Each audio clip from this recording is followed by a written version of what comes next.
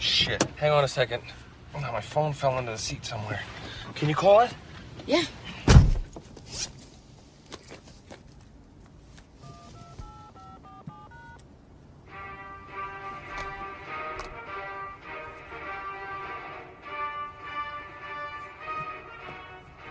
Is that my ringtone? Oh, yeah. What is it? Because it sounds negative. Oh, no, it's from The Notebook. Oh.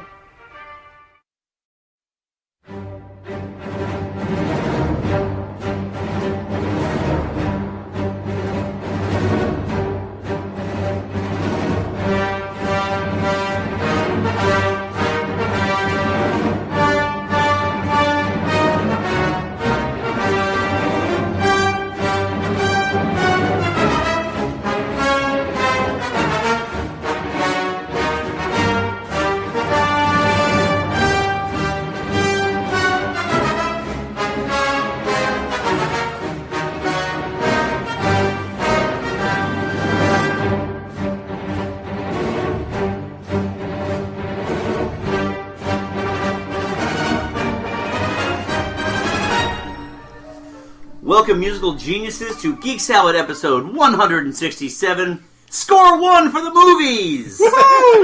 I'm Andy. I'm Mike. I'm Joe. I'm Catherine. And today we are talking all about movie scores from movie franchises. Some of the more popular ones. We ranked these based on our three top favorites and scored them accordingly. And we actually asked a guest panel to help out with the voting. So, I'm going to give a special thanks right now to our guest panel.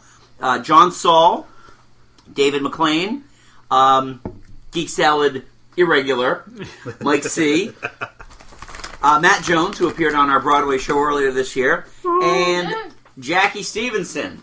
Now, for Jackie, who writes at Writer Jax on Twitter, and is at writerjax.net. Let me make sure I got that webpage right. Yeah, writerjax.net. That is JAX.net. As in the Mortal Kombat fighter. Yes. She actually went ahead and instead of just giving us names, wrote a damn article. I'm not going to read you the article. I want to drive traffic to her site. So for the love of God, please go and support her writings. Go read it. You'll know David McLean as a friend of the show who's done some audio contributions. Also wrote the Time Travelers Resort and Museum, which is available anywhere finer people are found. Which I did get on Audible, by the way. Yeah. Oh, you did? Got on Audible. Yes, Awesome. Yeah, I have the ebook. I asked everybody if they had anything that they wanted to promote. Obviously, I'm going to promote Dave's book to the hills. Jackie's website.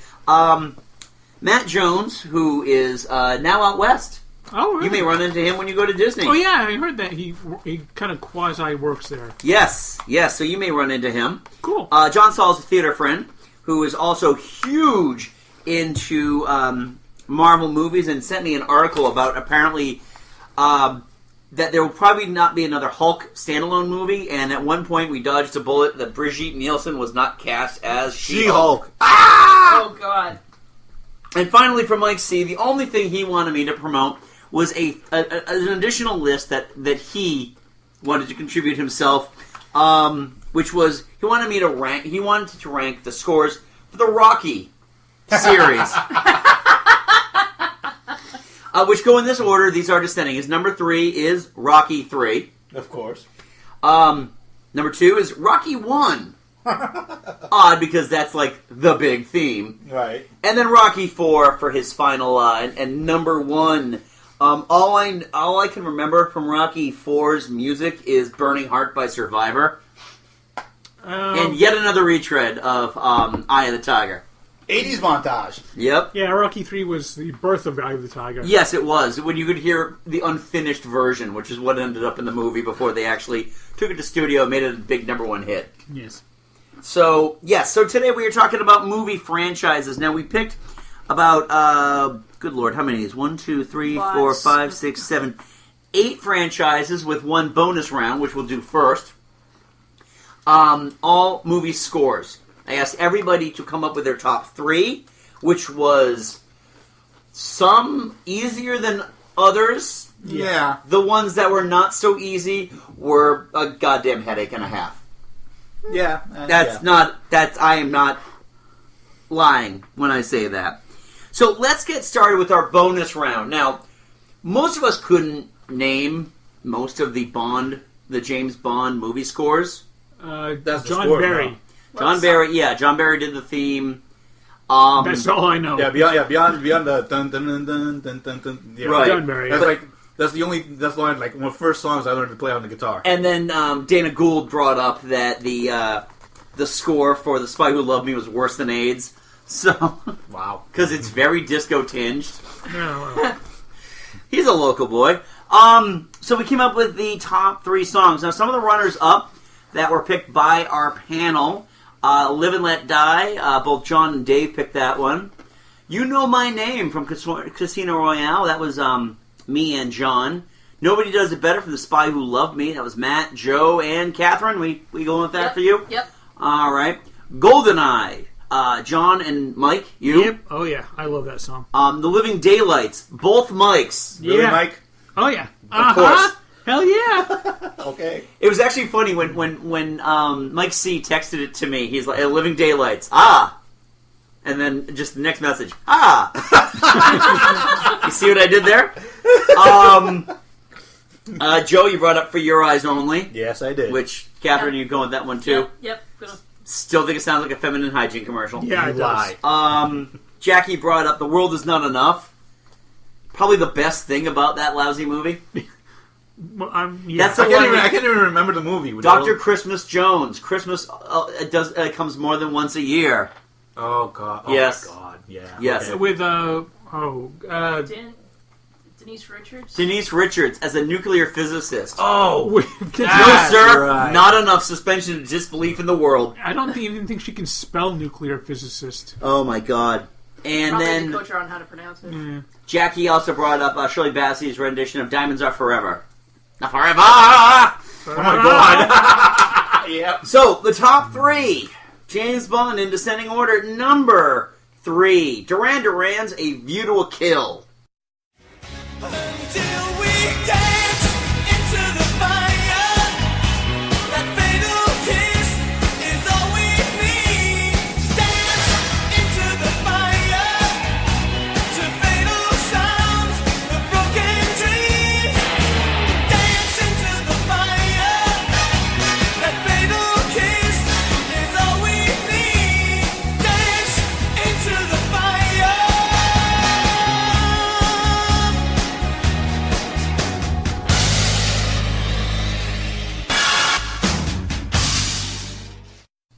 As 80s as you can get. Oh my God. Not only is this 80s, this is a great homage to the Bond music of the past. Now, of course, Andy and I can't deny that we rocked out to it at the Duran Duran concert.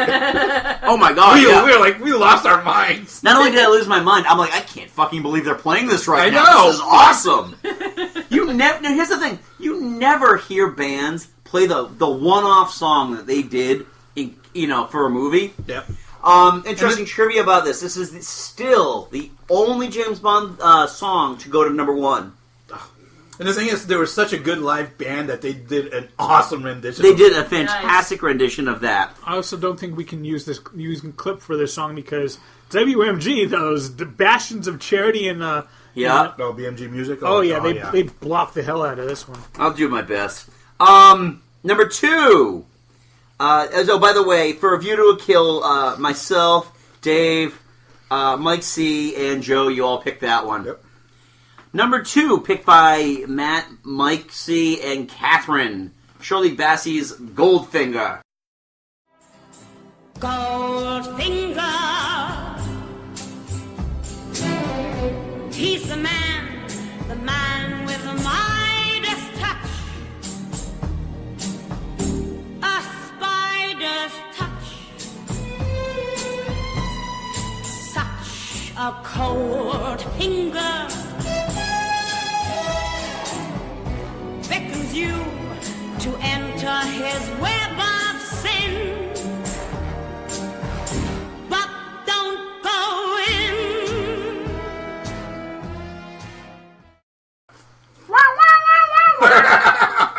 I'm not a big fan of this song. So I'm not either. It has a special place in my heart because she performed it on the Muppet Show. That's right, she did.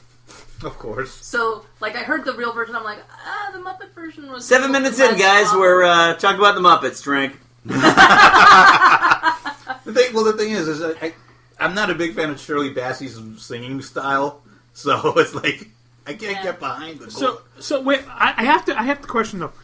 With this, do we find out if Goldfinger likes gold in this song? Actually, that is never made clear. No, really? Wow. I just try to figure out: does he love gold or does he love only gold?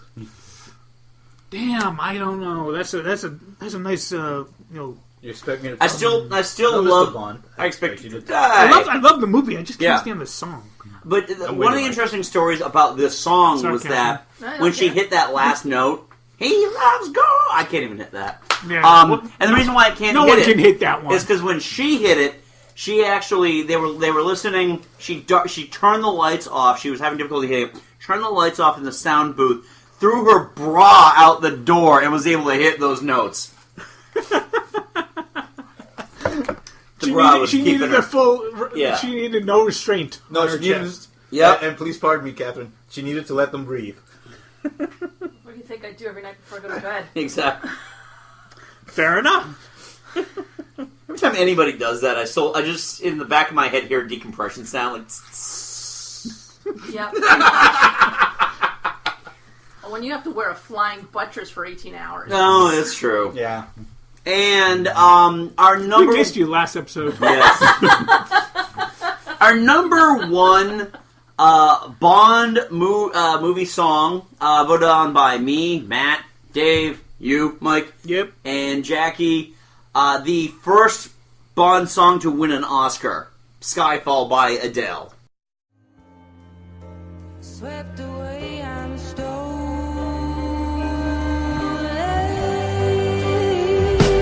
Let the sky fall when it crumbles. We will stand tall and face it all together. Let the sky fall when it crumbles. We will stand tall and face it all together as sky falls. That sky falls.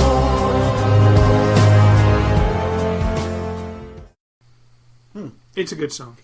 It is a very good song. Yeah, Um, not my favorite. no, but it's not my favorite by any means. I mean, I thought it's excellent. I mean, Yeah. my number one, honestly, was "You Know My Name" by Chris Cornell Yeah. from Casino Royale, just because that movie just let you know, hey, different Bond. Yeah, my He's number going one. to get his nuts hit. Yeah. Oh, yeah. No, my number one is Goldeneye. My number one is Nobody Does It Better. Yep. Just because it's such a nice song. Yeah. It's a very romantic song. Yeah. There were several songs, like, I only made it about halfway through the Bond songs, and I thought we were only picking one, so I was like, alright, I'm done. But it was definitely one of those, this was from a Bond movie, and then I actually listening to the lyrics, and I'm like, there it is, okay. Alright.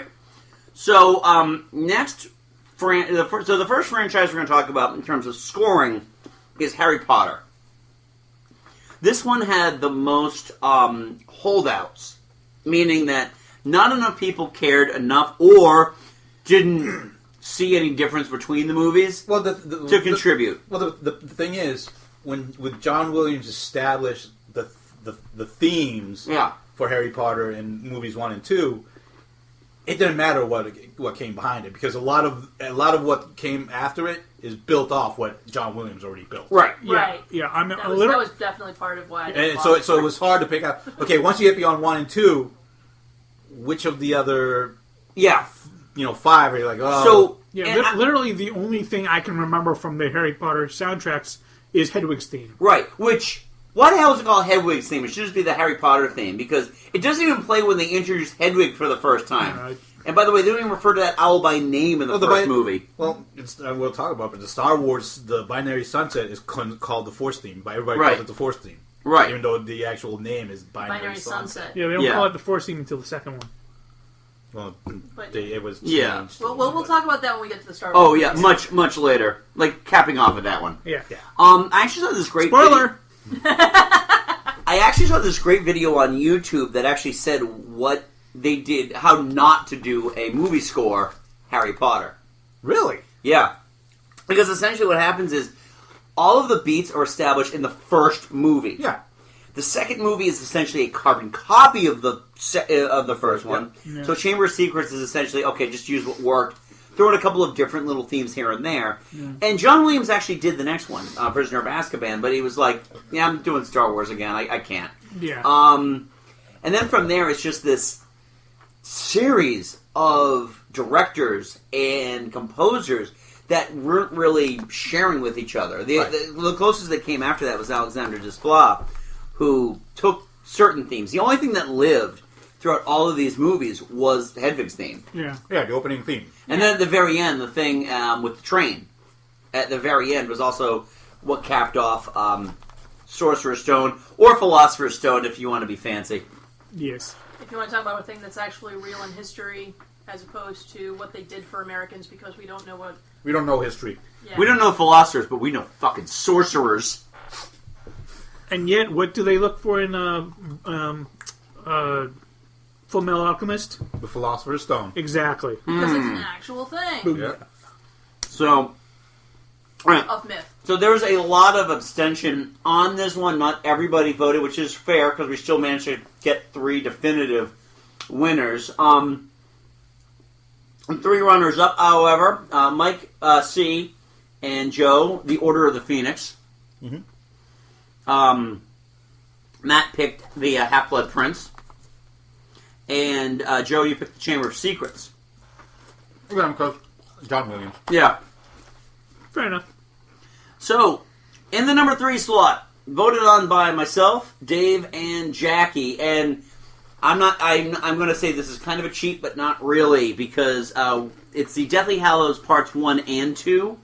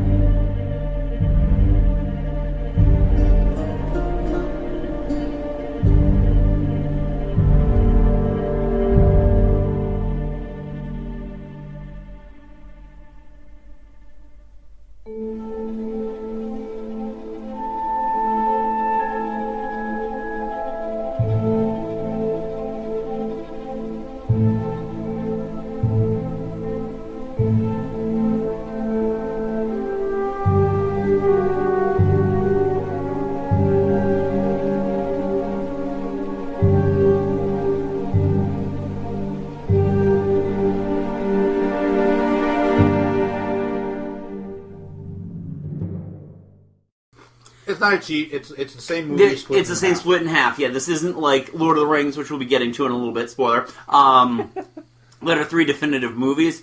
This could have honestly been just one long movie. You mean like as if it would be one long book? Yes, indeed. But not as long as Order of the Phoenix, which is still the shortest movie as well. Yes. There's really not as much to tell in that one already. Number 2, voted on by myself, Matt, Dave, Mike C., and Jackie, Prisoner of Azkaban.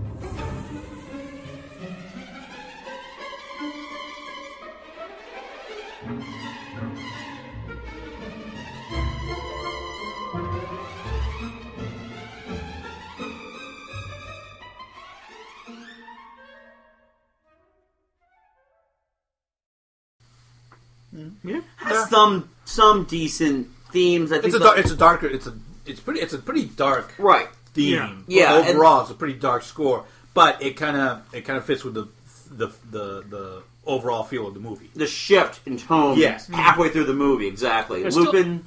Yeah, I think it really goes along, like, you know, you have it goes along with what the emotional impact of the movies more than the scores themselves. Right. Is what I'm looking at.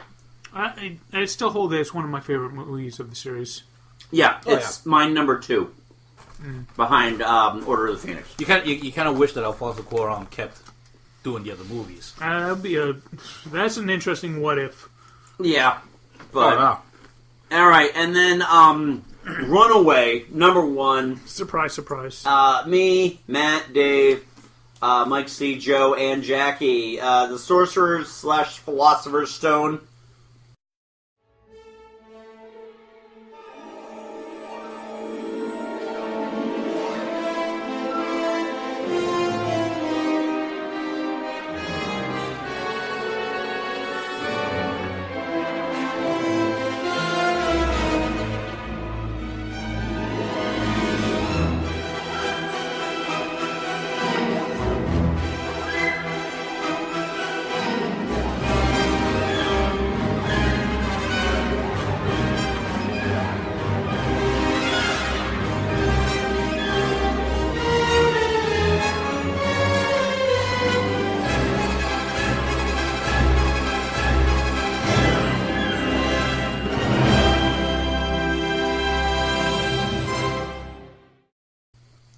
As we mentioned before, this all has to do with the themes. It lays the groundwork for what it does. Potter you don't get every other one listed without that one. Right, exactly. And there is, some very good stuff. Oh yeah. In there, but again, it all comes down to those themes, and those themes are the only ones that they use, like in the Lego Harry Potter games. Yeah. Because my kids just rediscovered the Lego Harry Potter games. They made an HD version for the PS4. They did? Yeah. I bought it. You can buy it on a single disc. It's got all 8 movies. Oh, cool. Yeah, it's like $20 too. So.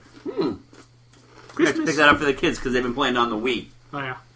Just tired of firing that thing up and buying batteries for the controllers. Damn it! We're supposed to plug these things in every 3 hours, like my PlayStation controller. Yeah. You don't use rechargeable batteries? Oh, we used to, and then those all died. Rechargeable batteries have a finite life. All right, so the next series is the pre-DCEU, the wonderful cinematic world of Wizarding World of DC, or whatever the fuck it's called now. Oh my god. I have my shot glass here. I will run upstairs and get more tequila and bourbon if I have to. Yeah, this is the shot glass. Yeah, it's very pretty. Yes, it is. That's a big shot glass. It is a big shot glass, yes. It's called a shooter, actually. Well, I drank tequila out of it the other day. That style is a shooter. The ones that are the tall, thin ones that are kind of like a shotgun are called shooters, and then the shorter, flatter ones, those are shot glasses. This has been Drinking with Catherine. I missed you guys too, and I have a shooter collection at home. This is Functional Alcoholism, the show. All right. Oh, leave me alone. No, that's okay. It's out of love. I was the one drinking on camera last week when Yes, we were he was. discussing Yes, Henry he was. Cavill, so... Cavill. Whatever. It's Cavill. It rhymes with travel. You can go look him up saying that. Okay. Because they did that on the morning show. Oh, Jesus. So, so the pre-DCEU stuff is essentially anything that came out from DC films prior to Man of Steel. So Superman So through... Superman through The Dark Knight Returns. Yeah. The Dark Knight Rises. I'm sorry. The better Batman movie had the word returns in it. The Dark Knight Rises was not a better movie. Right. No, exactly. So, out of the movies listed here that did not make the top 3 cut, Mike, C, and Jackie both brought up Supergirl. Of course, Mike C will bring up Supergirl.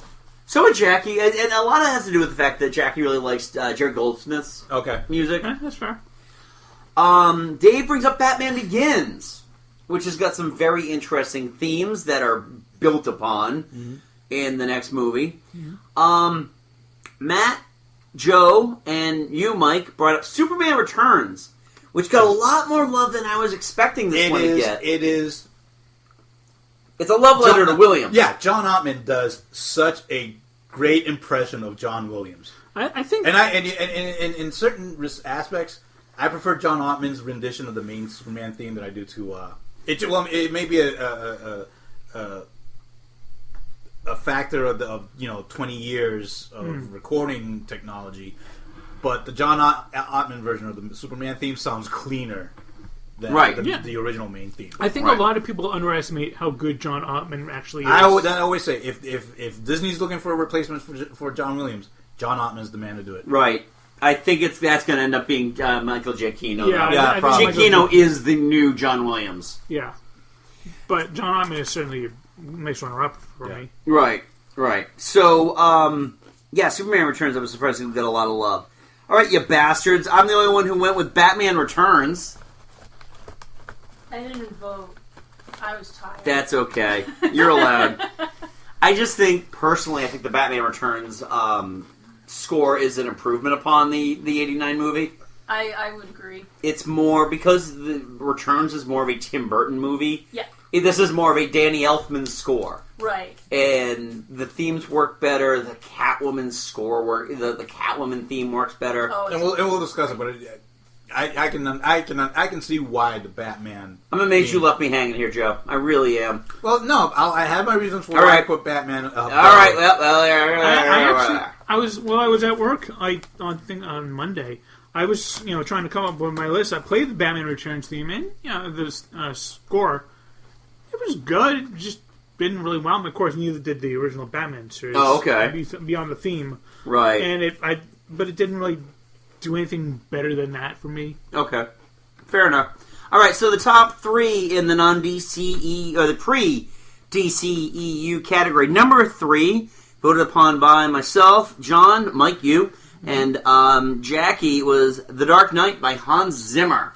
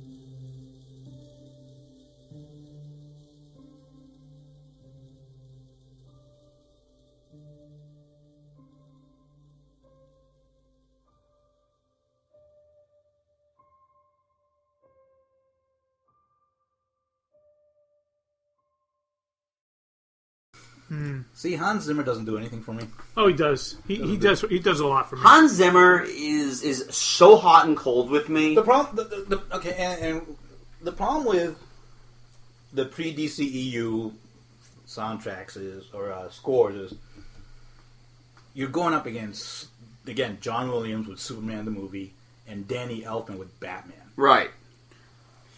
I like though that this doesn't try to do that. Yeah. What I like, especially with The Dark Knight, what he does with the Joker's theme, which is essentially just this string that is there's just a bow running across this string.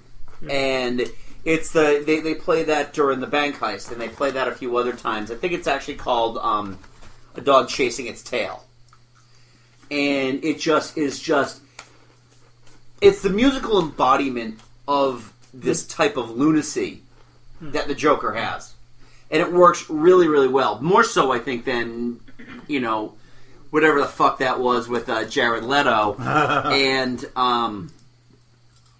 even the Jack Nicholson stuff, which there was really no theme to be had. There really wasn't. No. For me, the music, the playing in the background during the whole assault on the prison van. Yeah, that really grabs you and holds you and gives you all the tension that you really need from that scene. I agree. I mean, this is the best out of that bunch. I mean, I like the stuff from Batman Returns, Batman Begins, rather, which, by the way, was also that was Zimmer and James Newton Howard. Yes, it was a split soundtrack. Well, I think didn't Howard die in the middle of it? No, James Newton Howard's still alive. Oh, I'm thinking of James Horner. Sorry. Yeah. Nope. Totally different. I love James Horner too. Sorry.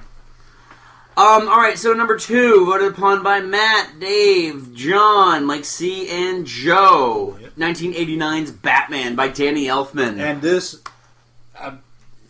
let's face it, this score set the theme for Batman for 2 decades.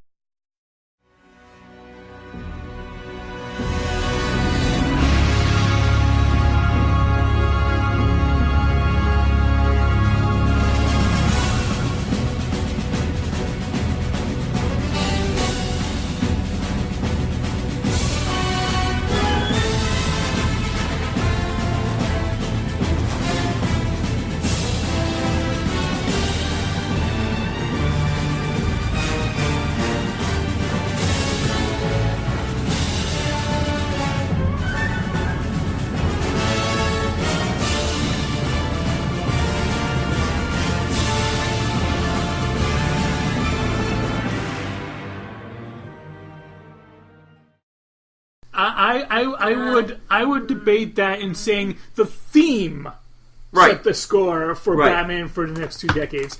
The rest of the score is actually kind of middling. There are flaws with the score that I think were proved upon with Batman Returns. Yeah. I mean, yeah, and it did not set it for 2 decades.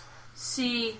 The animated series okay, maybe used... yeah, sure, the animated series, but we're talking about film scores. Right. And the next 2 Batman movies after Tim Burton left were not shaped by the Danny Elfman. No, none at all. No, Elliot Goldenthal. No, but in the minds of a lot of Batman fans, when they hear the Danny Elfman theme, that's the Batman theme. Beyond what song really sticks out in Batman though? I rest my case. No, he is right about that. And again, I think that why I picked Batman Returns. There are musical cues in that one that work better. We just said it a few minutes ago. The Joker didn't have his own theme. No. The closest thing he had was that beautiful Dreamer rendition. The big thing with this, I fell in love with that theme too. Yeah. I still love that theme. Yeah. And that is our generation's Batman theme. That's like our Roger Moore. That's what we have. Honestly, but when we did the YouTube show and I rewatched that, it just kind of stood out like beyond the theme. There's really not that much that stands out in this movie. But at least it keeps showing up in a good way. Yeah. It just keeps showing up in there. This made Danny Elfman a made man for at least 15 years. Oh yeah. To the point now where you're tired of listening to his music. Go back to Oingo Boingo. Oh. Yeah, my Andy, Mr. Alternative. Yeah, I know. Well, I bought like every Danny Elfman score for years and years after. I bought the friggin' Darkman score. Oh god, it wasn't bad. It wasn't. No, it wasn't bad. An underrated movie. Yeah. Oh, yeah. But I mean, Elfman put out two albums of compilations: Music for the Darkened Theater, and then Music for the Darkened Theater Volume 2. All the Batman stuff is in there. Yeah. I mean, it's really good. I mean, he was made to do superhero movies. Yeah. Yeah. I can't see him. I would never see him doing a Star Wars movie or a Star Trek movie. No. Yeah. Yeah. The You Family thought Guy. about this, haven't you? Family No, Guy actually, this was a Family Guy thing. Cicerone brought up, like, a couple years ago when we were talking about, right before the prequels started filming. Yeah, the Family Guy, Star Wars, the first Star Wars special. John Williams accidentally gets killed, so he's like, "Oh, great! Now we have to score the rest of this with Danny Elfman." Yeah, and then he just goes in and kills the lightsaber. All right, and number one, again, a runaway. Surprise! Yeah, Kel Surprise, Runaway. With more than twice the more. Exactly. Yeah, more points than anybody else. Me, Matt, Dave, John, both Mikes, Joe, and Jackie. And I would have voted for this too. Yeah. John Williams, Superman the movie.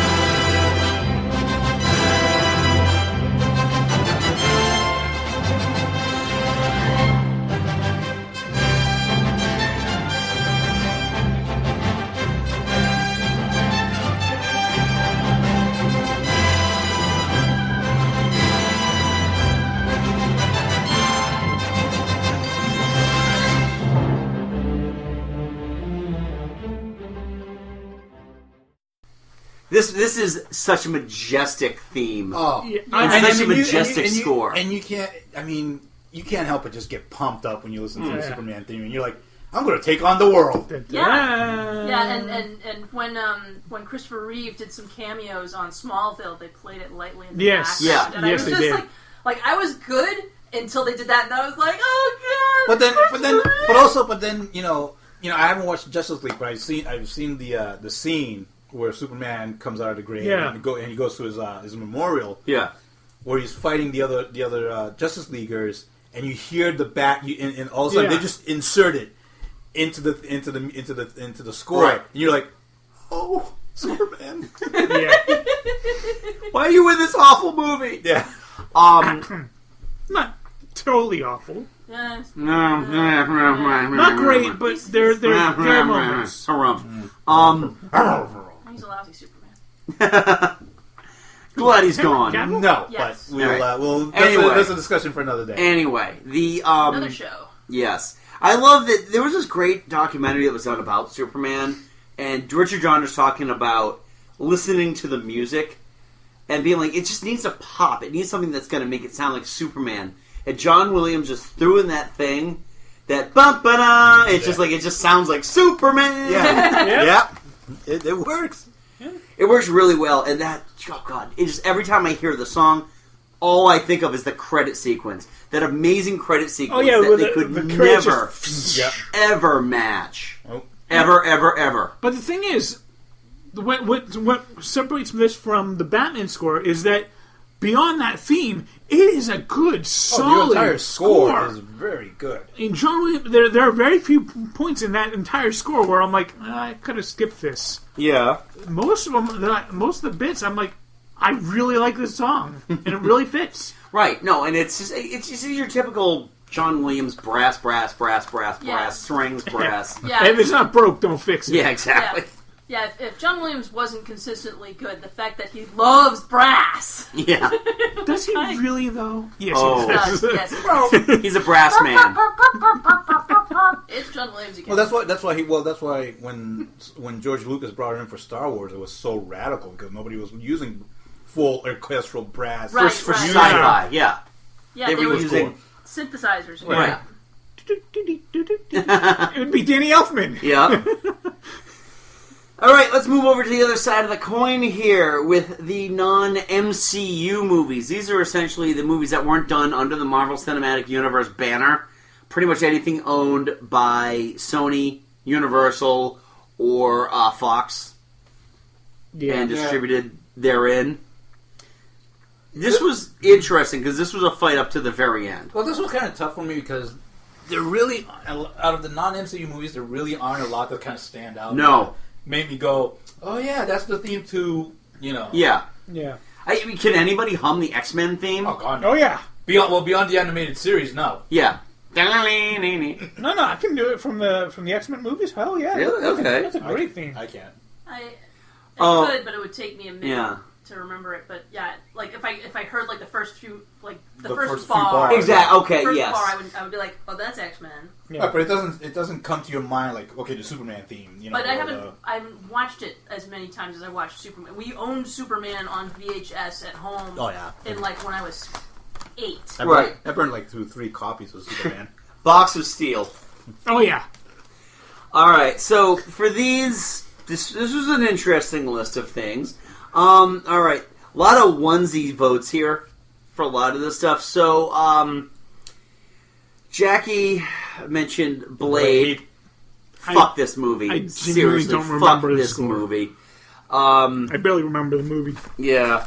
I remember the movie. I don't remember the score. I don't remember now. Mike, you brought up X2, X-Men United. Because John Ottman. Yeah. And I like the score. Right. And I like the X-Men theme, which John- I can remember. John Ottman doing a Bryan Singer movie. Get out of town. No way.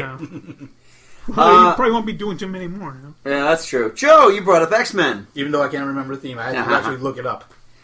Joe, you also brought up Deadpool 2. Only because of... Holy shit balls! It's the Juggernaut! And really, that's because that's the most recent non-MCU movie I've seen. It was Right, Deadpool exactly. 2, so I couldn't name a single track from this. No. Unlike John's pick, Deadpool, the 12 Bullets. Oh, yeah. Maximum Effort and 12 Bullets are both really good pieces of music. That is actually that's gym workout. That's gym music.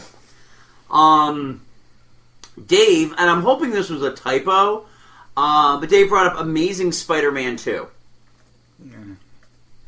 I fucking hate this movie. Oh my god, do I hate I this haven't movie. seen either of them. I saw this one in theaters. With us. Yeah, we went to see it. We were the only ones in the theater, Mike. We went could to make fun of it the entire time. we went to a late show for this one. Because We went to like a 10 o'clock show. Oh my the God. Amazing Spider-Man 1, I'm willing to forgive a lot of faults for because I thought it was pretty decent. I enjoyed Amazing Spider-Man 1. Spider-Man 2 was just That was a train wreck. abysmal. Yep. Alright, Matt brought up X-Men Days of Futures Past. Yeah, it was a good solid one. Didn't really stand Matt out. also brought up Hulk. This is Ang Lee's Hulk. I was gonna say about Mainly the- because, and Matt brought up that it's because it's the Danny Elfman theme. It's Danny Elfman doing the music. Really? Yeah. I don't remember that.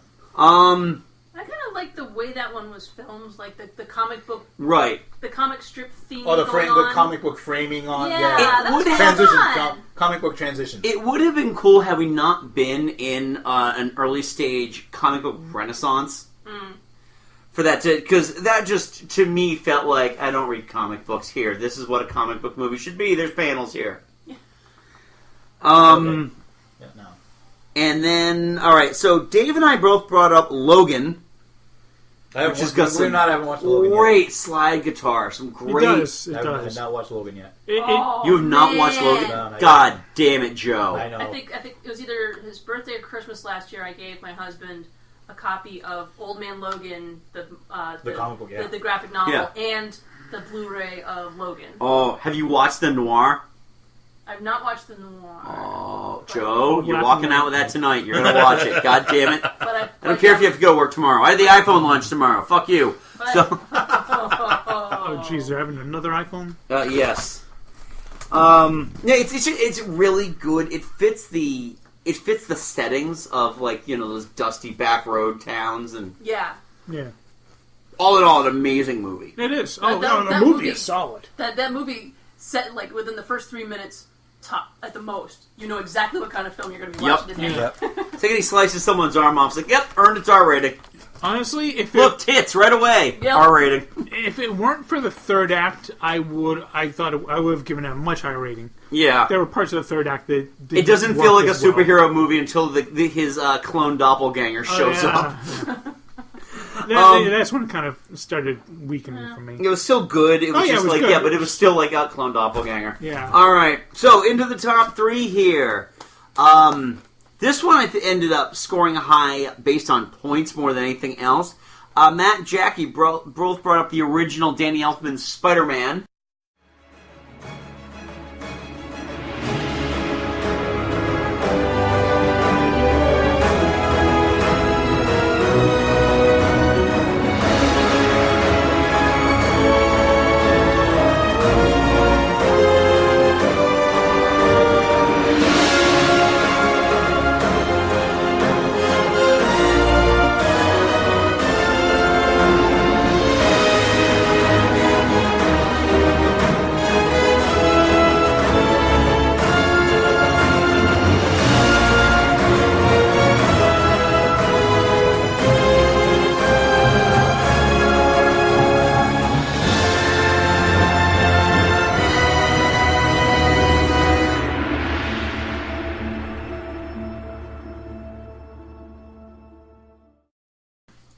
Yeah. So Spider-Man 1. This theme is great. The credit sequence is really what makes it, and it's got like it's strings. It's heavy on strings, which you need for when you're talking about spiders. Well, it's funny too because the opening credit sequence when you see the marble flip. Yeah, it almost like from then on every marble flip starts like, with that Spider-Man thing. At least with the non-MCU stuff, because they have their own thing now, which is awesome. Yeah, no, I mean this fits the character. It's very bombastic. It's very New Yorky, which works because Spider-Man is such a creature of New York. Yeah. Oh, Oh well, yeah. Yeah. All right, number 2. This one actually surprised me how many people love this one, including myself, Dave, John, and Mike. You. X-Men First Class by Henry Jackman.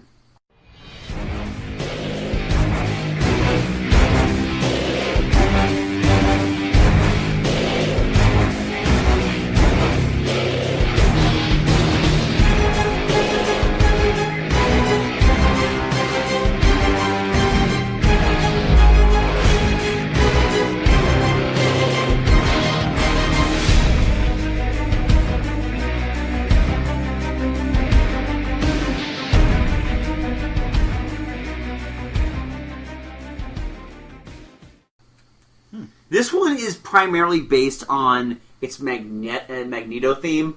Oh yeah, that's right. Yes. Yeah. Yes. Oh, when they play that when he goes to that bar. Yeah. Was it Argentina? Yeah, and he kills those 2 Nazis. He kills the Nazis. Oh, it is just that's good. There were so many good pieces of music in this. There's that great montage that they have when they're trying to get all the characters. And it takes place in the 60s, so that it really, the music swings. Yeah, right. And it really works well, especially because they do all that, and they come to the culmination where they go into the bar, and there's Hugh Jackman. Yeah. It's a great scene. I will not drop that scene in again, because I've used that scene 15 times for just to, we're talking about X-Men, not First Class. Go fuck yourself. So, fuck off. And then, number 1, kind of in the landslide here. Me, John, Joe, Mike, you, and Jackie. I think Spider-Man 2. It deserves it. It deserves to be. Yep.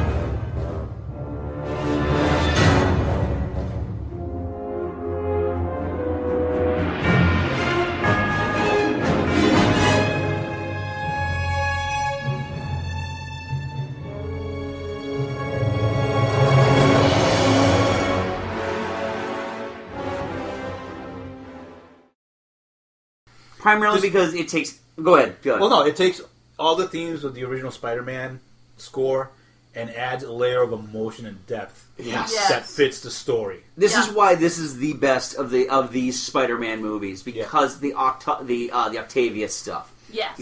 Before he becomes Dr. Octopus, when he's just trying to struggle with with the arms and all that. I mean, this for me it kind of reaches the same level I give it to Dark Knight in that I think it's a better film than it is a superhero movie. Yes. Oh yeah. That's why for me, I think Spider-Man: Homecoming is a better Spider-Man movie, but as a better film overall, Spider-Man 2. I'll give you that. Well, I mean, I think for a lot of people, Spider-Man 2 is in their top 3. Yeah. For best superhero movies. Right, exactly. It's at least in everybody's top 10. Yeah. This one made our top 20 Yeah. in the top 10, I think, last year when we did this. Yeah. So, I believe so. and it will continue to be that way. Yes. Yeah. All right. It has staying power. All right, so moving on to the Lord of the Rings, the Tolkien series. This is pretty much a... This was slam dunk. Catherine and I were the only two that actually picked something outside of the original trilogy. Well, the thing is, outside of the original trilogy, they really didn't break new ground with the scores for The Hobbit, I don't think. It didn't seem that way to me. I started listening to Desolation of Smaug score, and about halfway through, I'm like, let's try something else now. Nothing really stuck with me. I went with, I had my top 2, which we're going to talk about, but I went with Unexpected Journey because, it's set, we're here again, and just, I also really liked the song that the dwarves sang to make fun of Bilbo Baggins. And I'm like, I know that's not necessarily on the the score, but well, I mean, if you the Misty Mountain, the song of the Misty Mountain, I love that song. Is a continual theme throughout that entire movie. That's not even the song I'm talking about. I'm right. talking about the one where they're making That's fun what of Bilbo Baggins hates. Yep.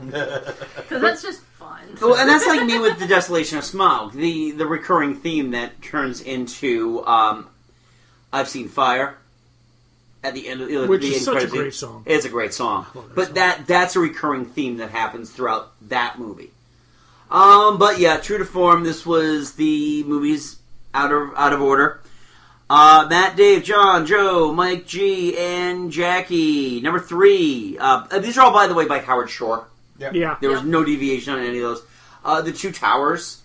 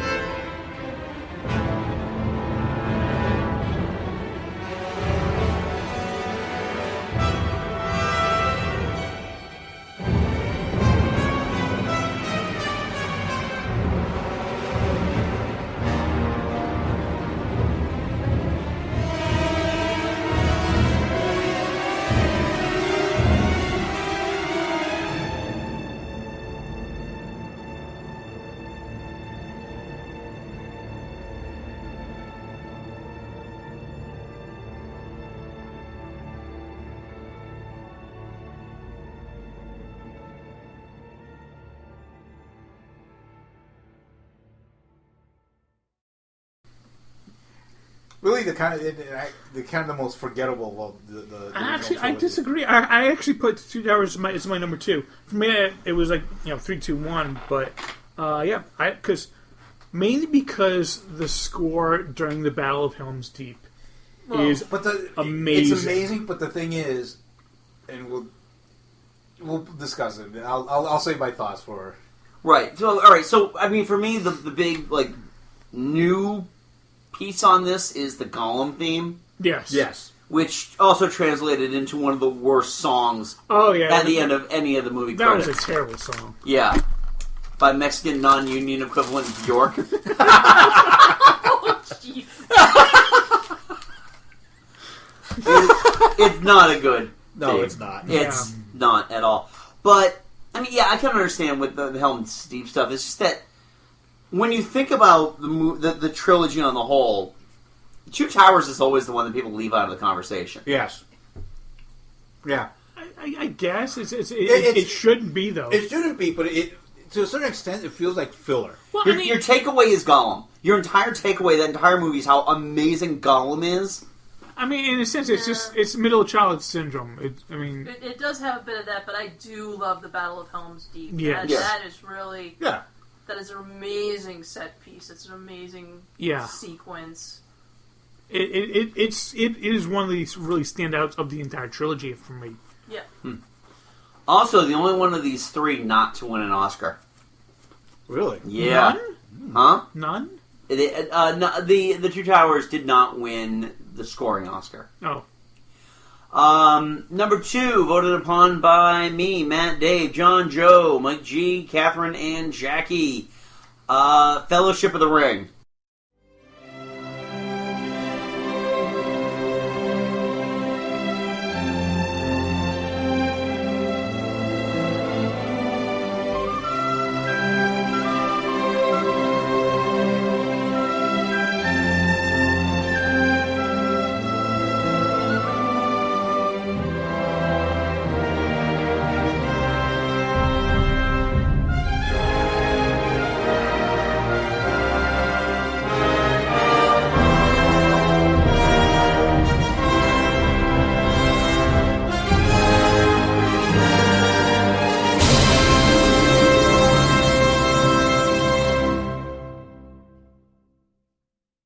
Yep. Mm-hmm. Now, this one has the Fellowship theme. Yep. Which is the big overriding theme of all the movies. Right, and again, it sets the stage for all the entire trilogy. Do you remember the trailer? Oh my god! This is before they would do teasers. They would just have, here's your trailer. Yeah. One trailer, wait till the movie comes out. Yeah. And this was the big one. They showed like the little bits here and there, and then when they have the Fellowship coming over the mountain, and they're playing this, it matches the movie perfectly. And then they just put the titles of the movies. Yep. So 2001, Fellowship of the Ring. 2002, The Two Towers, and then Aragorn comes up. 2003, The Return of the King. Yeah. Yep. It was timed perfectly. Oh yeah. We were all going nuts over that back when we were, that was when we were first starting to watch trailers on computers. Yes, we exactly. We were all crowded around somebody's cathode ray tube monitor. Who's got QuickTime? I'll download it now. Gather around, guys. It's the size of a postage stamp. God damn it! I can't see anything. They try to blow it up full screen. It's all pixelated. I have to admit the trailer for The Two Towers with the kind of the Requiem for a Dream score kind of intermixed with that. Oh yeah, I love that. That score was really nice. Of the soundtrack. Right. But Fellowship is very much the Sorcerer's Stone of this. It sets all the themes. Yeah. There's the Philosopher's Stone. I say the Philosopher's Stone. Yes, sorry. The Bag End theme. Yeah. The Ring Wraiths. All that. The yes, Sauron. The Mines of Moria. The Mines of Moria. All that is just that follows the entire series. Yeah. Yep. And then number 1, voted upon by myself, Matt, Dave, Joe, John, Joe, Mike G, Catherine, everybody, and Jackie. basically. Everybody, yeah. Everybody except for Mike C, who didn't do any of these, apparently. Interesting. Return of the King.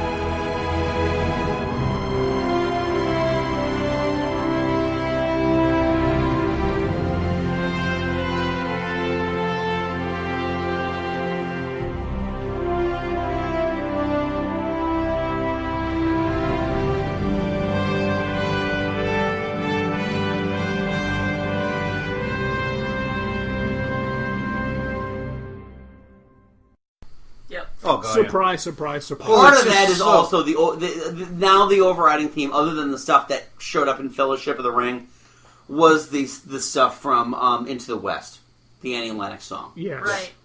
So that Which is such a great song. it's a beautiful song. But it's because again, it's the climax of the trilogy. Everything is so epic in it. I mean, all the battle themes, it's just like, wow. Not only that, but also the score. When Sam and Bilbo, Frodo are climbing. The oh my god! Well, that's just. But that score is so emotional when they're like on their last legs, and you're like, oh my god! It's I can't carry it for you, but I can't carry you.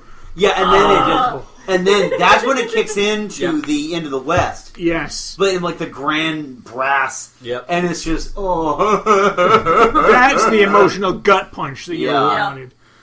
So I think that one earned.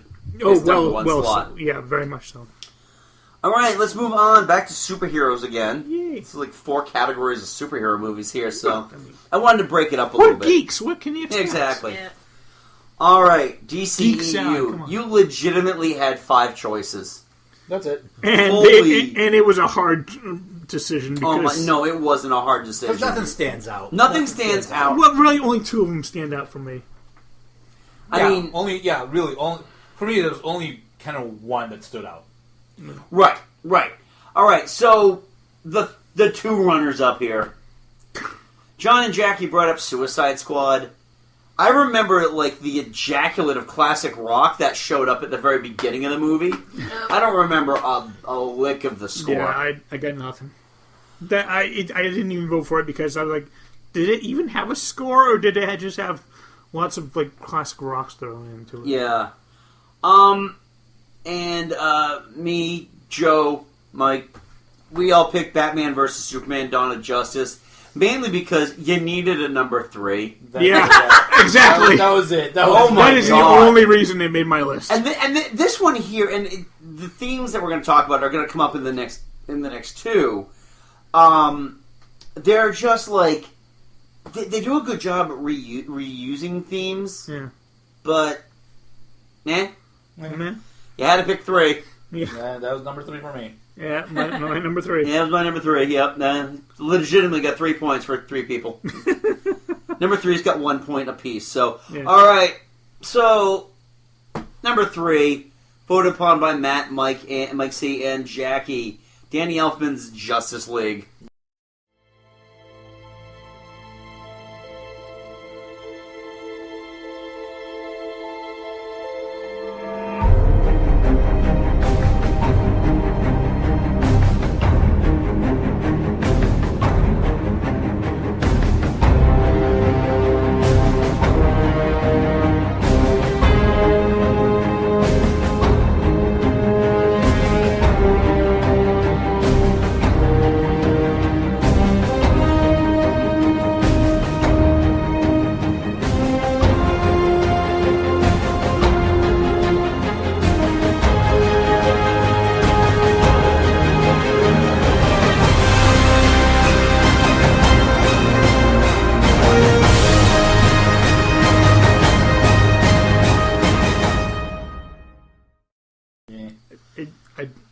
Whatever. I remember hearing so much ballyhoo about the reuse of themes. Yeah. Reusing the Batman theme. Reusing the Superman theme. The only one that stood out to me was the more orchestral version of the Wonder Woman theme. That's the only one that stood out for me as well. Whose feelings I'll bring up, spoiler, in just a minute. Yes. This is just, it's so unremarkable. You would think that out of anything, Danny Elfman would try to pull an Avengers with this, have that great Justice League theme that keeps coming back and back. Because the Justice League works as a team throughout, 2/3 of the movie? Well, you wouldn't know, you're avoiding it, coward.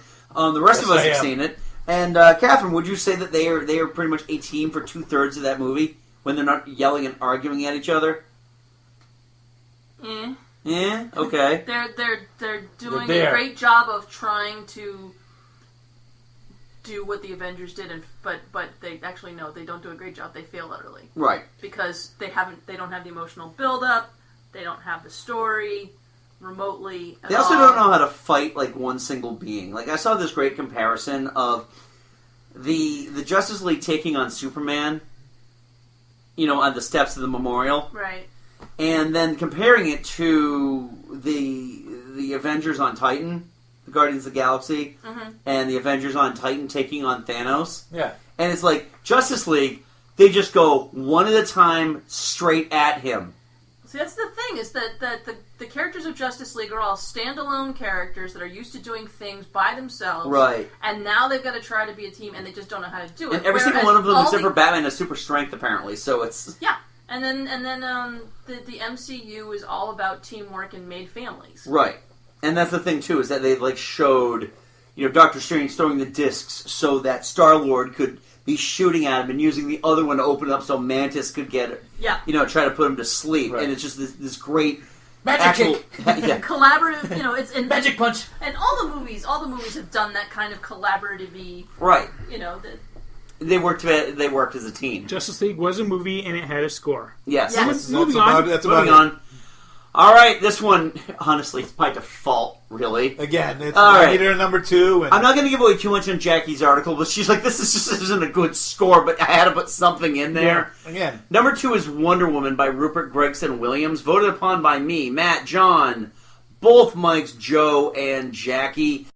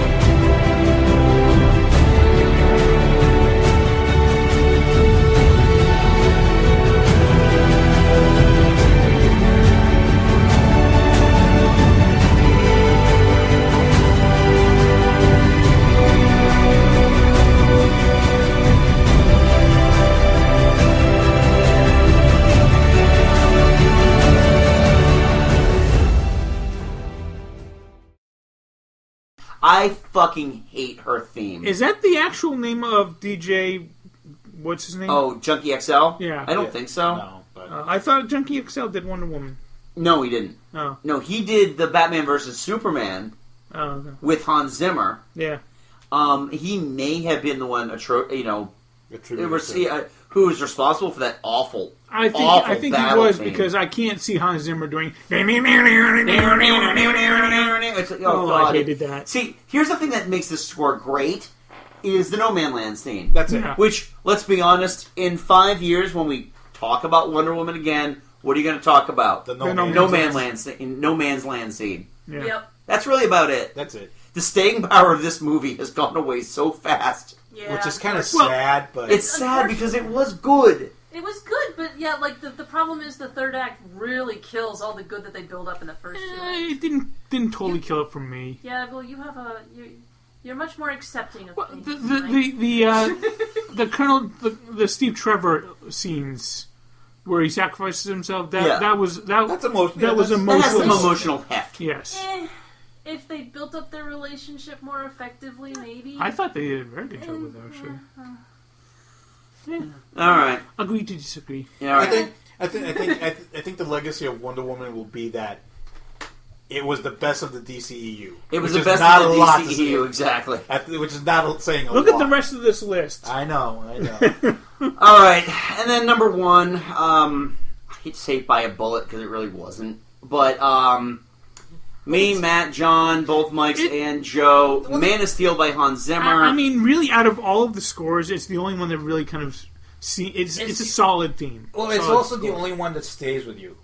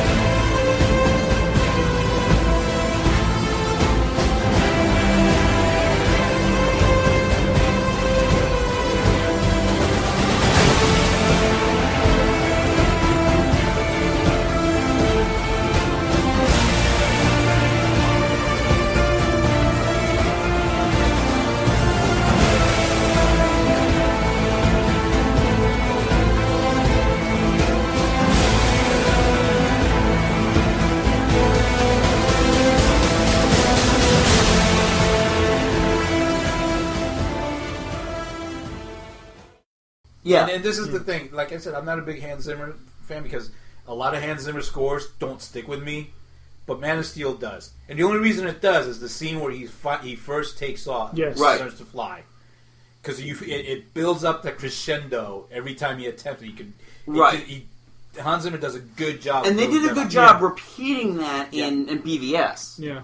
The thing with me is that the like ba-ba, ba-ba. I mean, even though I remember so many people turning on the John Williams score, they just turned on it, like rats leaving a sinking ship when they announced Man of Steel and that Hans Zimmer was going to do it. No. Like they better trash that score. That score is garbage. Nope. I was like, they better incorporate something from John Williams into it, and they didn't.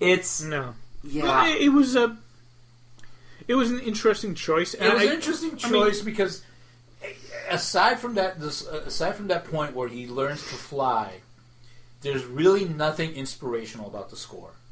Well, there's also nothing really inspirational about Again, the movie. but again, Yes. that's the flaw with the movie, and the score reflects the movie's flaws. Yeah, there was no gee whiz moment in the movie, and that's what I was missing. I mean, even Superman Returns had that. Right. Exactly. Right. Yeah. When he saves the plane. No. In Superman Returns, when he lifts the yacht out of the ocean, you hear the original theme getting slowly built up. Yeah. Right. You know, it's like, yes, that's Superman.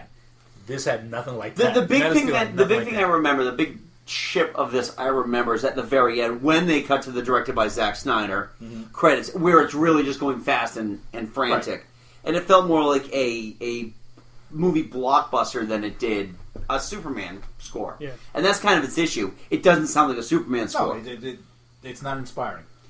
All right, moving on to probably the hardest thing all of us encountered. Not really.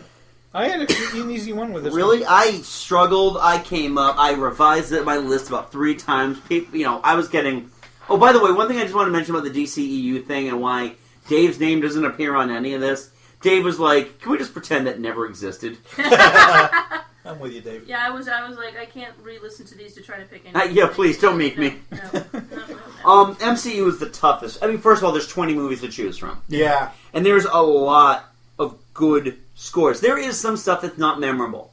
But there's some stuff that is insanely memorable. Yeah. Oh, yeah. Even, like, the ones that didn't make my list, I still, like, the Iron Man 3 theme at the end, the end credits. Oh, yeah. That one, the Can You Dig It theme, is amazing. Yeah. All right, so here's what made the runner-up list. Jackie with Ant-Man. Also Jackie with Avengers Age of Ultron. Okay. Yeah, that one almost made my list. Catherine, you brought up Guardians of the Galaxy Volume 2. The score from that was really, like, I was listening to it again and I was like, yeah, all of that was really strong. It is a very strong score. It's one of those things that's just like, because with those, they're so prevalent on the actual classic rock. Right. You That's forget the thing about with, the score. Right. Well, that's the thing. The Guardians of the Galaxy is the rock overshadows the Yes. score. Yeah, Right. until you go and listen to the score and you go, this is the scene where they were fighting Negro, Right. and this is Yep. you can when you listen to the score, you go, I remember this. You can picture the Yeah. scene, and that is part of why it is what it is, and it's really good. Is because you go, oh yeah, I do remember this, and I remember that. I remember what they were doing over there. Mike, you brought up Thor, Yeah, which is pretty good. I love this score, especially. I mean, obviously the main theme, but for me, when he gets the hammer and actually defeats the Destroyer, I can watch that scene and I can just listen to that score, right there over and over, and I get the same chills and just the same feeling every single time because that is a beautiful piece. Right. Joe, Captain America: Civil War. It's an Avengers score without being an Avengers movie. There you Yes, pretty much. go. John brought up Captain America: The Winter Soldier. That's actually a good score too. Yep. John also brought up Infinity War. Good movie. Which, very good. I mean, a lot of recycling of themes. Right, yeah. But still, it'd be quite a good... And it does a good job of incorporating every character's theme into a pretty cohesive whole. Yes. Which is, I mean, it's very difficult to do when you got 20 movies you got to draw. Exactly. Yep. That's why this list is so long and so many like onesie-twosies here. Dave brought up Spider-Man: Homecoming, which I re-listened to. It's a really good score. It is a great score. Giacchino did a great job of that. I love how he managed to incorporate the Spider-Man, classic Spider-Man. Right at the very beginning, yeah. That was great. Which Spider-Man movie hasn't done that? No, actually, it's the only one that did it into the score. Yeah, Spider-Man, the Raimi Spider-Mans did it with like the street musician. Yeah. Matt brought up Guardians of the Galaxy 1. Another great Tyler Bates score. All right, I brought up Thor Ragnarok. I think that this one was on my I listened to this. It was on your short list. Yeah, I had an hour and a half compilation, and that was on the list, and then eventually got bumped down. But that one was definitely on my. No, not Thor Ragnarok. Sorry, I apologize. Dark World was on my list. Okay. Ragnarok was never on my list. Ragnarok is just fun because it just the stuff that they use with not Nowhere. What was the world that they were on with the Grandmaster? Oh.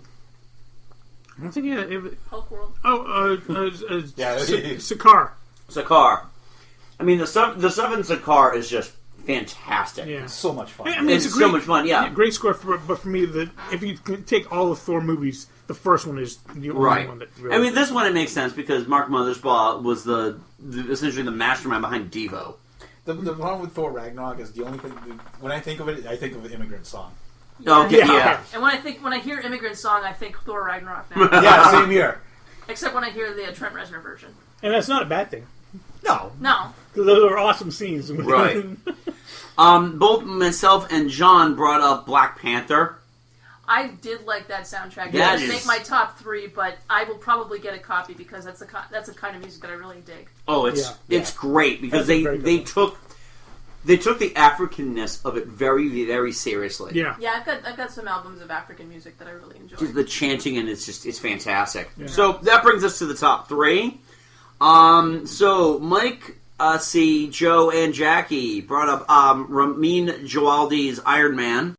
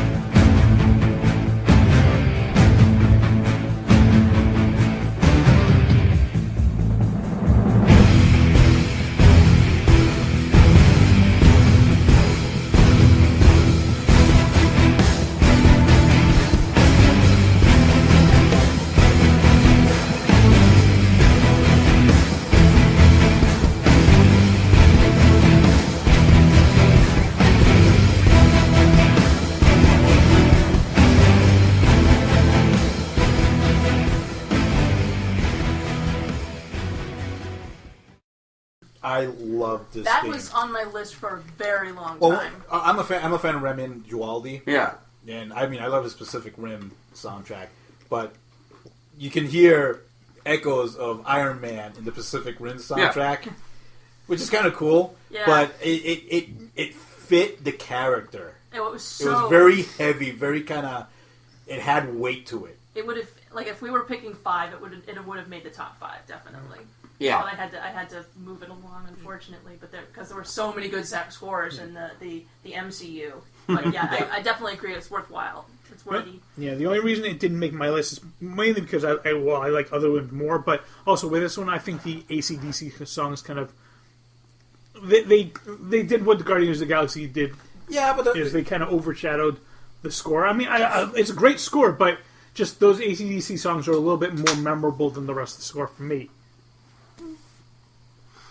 All right, number 2, voted on by Matt, Dave, both Mikes, and Catherine. Captain America: The First Avenger. I love this one. The main theme is so good.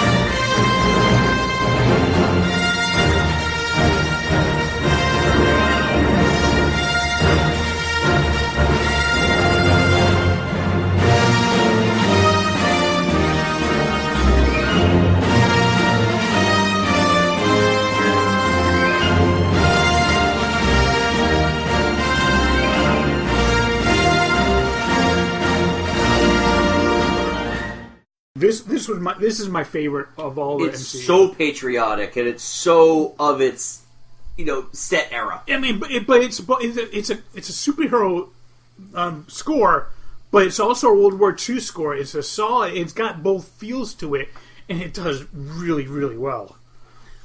And that our number 1, not only by a bullet, believe it or not. Me, Matt, Dave, Mike C, Mike G, you, Joe, and Catherine. Alan Silvestri's The Avengers.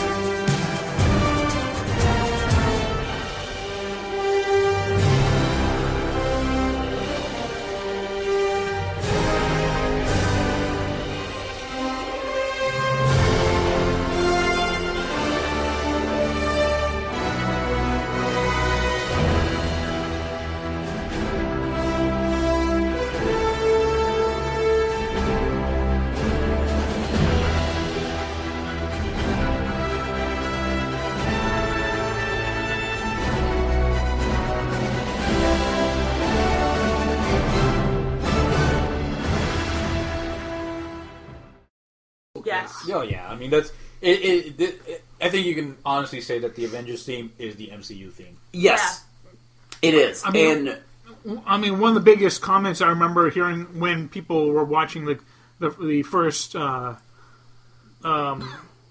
Infinity War trailer, right, is that they brought back the Silvestri score. That was one of the most memorable things I remember, is having the Silvestri Avengers theme over the... Considering, too, that Silvestri didn't do Age of Ultron. It was Danny Elfman and Brian Tyler. Yeah.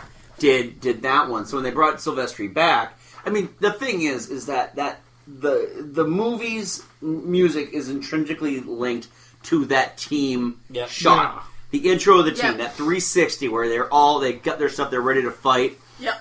It's that theme. And that theme alone that just completely blows this out of the water. Yep. Yeah. I mean, there's that secondary theme too that they play during the end credits. And it works really, really well. Now, what's interesting about that though is that a lot of people don't talk about this as much as they do like the Elfman Batman theme or something. It's almost like you can't really sing along to it. Well, I don't think it's gotten. It hasn't really hit that iconic status. There are very few songs like themes that can really hit that iconic, and most of them are John Williams. Right. So That's the true. closest Sylvester has gotten is Back to the Future, That's right. which is a pretty iconic theme. Yes. All right. So moving on to Star Trek. This was kind of hard for me. I don't know if this was really hard for me. I kind of had my favorites all picked already. Yeah. So for runners up, Jackie brings up Star Trek Into Darkness. Yeah. That was her number 1. Wow. Joe, you brought up Star Trek Generations. Because it was the first one with the Next Generation. and it incorporated themes from the TV show. So, Mike C, John, and Catherine, The Voyage Home. Actually, Mike, you too, right? Oh yeah. Why, maybe I didn't put your initial in here. Oh. Star Trek for The Voyage Home. Yes, I love the opening theme. I love a lot of the music throughout the movie. Yeah. It feels the least in like a Star Trek score, but it also is a Star Trek score at the same time. I mean, it's a lot more playful than any other score you'll Right. well, it's a very playful movie. Yeah, It's exactly. a very playful movie. They've gone through really dark times. It's time for them to have a little fun. Right. In the 80s. The Enterprise is destroyed. Everybody's pissed off. Like in the like the 80s sax that they're playing while they're the walking Night Court through the theme. San Francisco. Yes. And It's so. But I like the minute I feel like it's the Voyage Home theme is like the secondary Star Trek theme for me because it's like once that starts playing, I'm just so happy. Yes, exactly. Yes. Matt brings up the Star Trek 3, The Search for Spock. That was a close one. Yeah. It's a good one. Yeah. It's a good one. Me, Mike, and Jackie brought up Star Trek The Motion Picture. The only version I've seen is the uncut one. Oh, I'm sorry. The motionless picture. Yes, you do spend literally, like very motionless. You spend 5 minutes. I think I timed it watching the Enterprise fly across the screen. Yeah. And by fly, I mean drift. Yes, exactly. Because that's how you move in space. In space, no one can hear you Star Trek, snore. not, Right. not Star Wars. They're a little faster. The reason why I put this on mine was mainly because it's the one that introduced the theme that was going to end up being used for the Next Generation. Yeah. I remember hearing that. Like The brass. Yeah.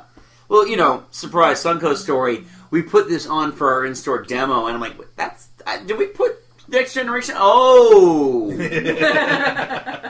Well, you know why? Because Star Trek The Motion Picture was originally supposed to be the pilot For like a Next Generation Star Trek type 2 episode, yes. Yeah. All right, that brings us to our top 3.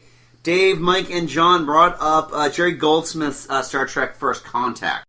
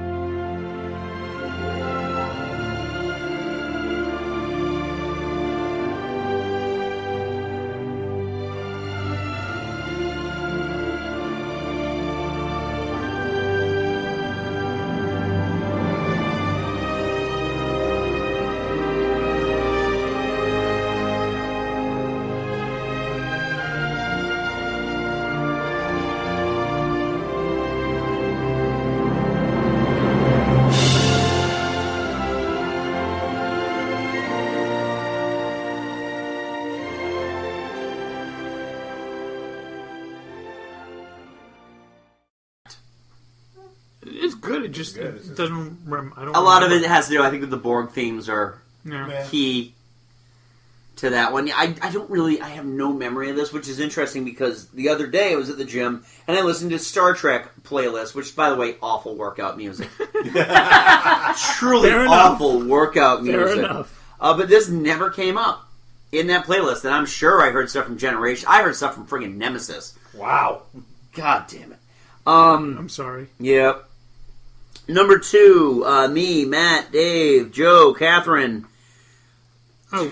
And you too, right? Yeah. Okay. I don't know why your name's not on here. I know I counted them. Well, it is for the number 1.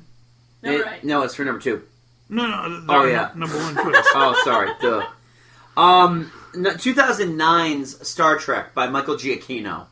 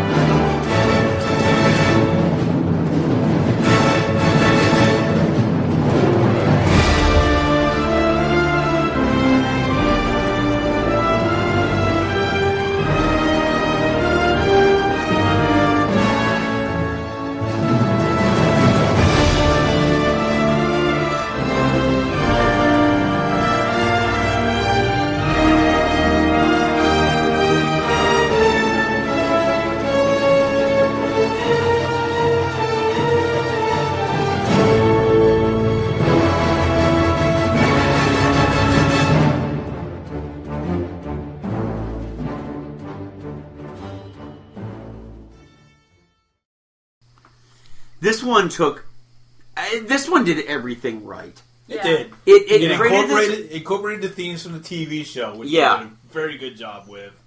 And then incorporated their own themes. Their own Yeah, themes, they're right. their own themes. Like the point at which, I remember the fact that when Vulcan is destroyed, I cry every time, and I know that part of that is the music. Right.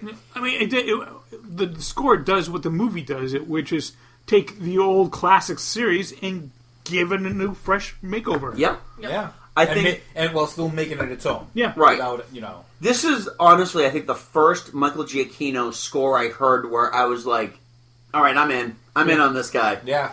This was right before Up. But The Incredibles.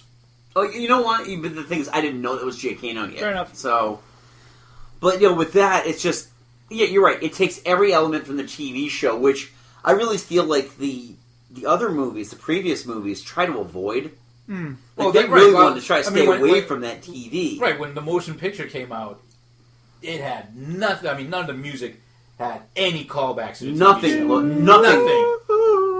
Yeah, no. Nothing looked like it. No. It really didn't. And then number 1, speaking of not going back to the TV series, totally ripped from an episode of the original series. So did Star Trek: The Motion Picture. Yeah. That was the same plot as an episode. Oh, yeah. Was it? Yes. Carbon okay. copy. Carbon copy. Yes, absolutely. Oh, okay. Only much longer. And much slower. Much longer. Sorry, I fell asleep halfway through it. I could have been. Actually, number 1 by a Runaway. fair margin. Runaway. Oh, come on. How Me, can I not? Yes. Matt, Dave, John, both Mikes, Joe, Catherine, Jackie, Star Trek II, The Wrath of Khan by James Horner.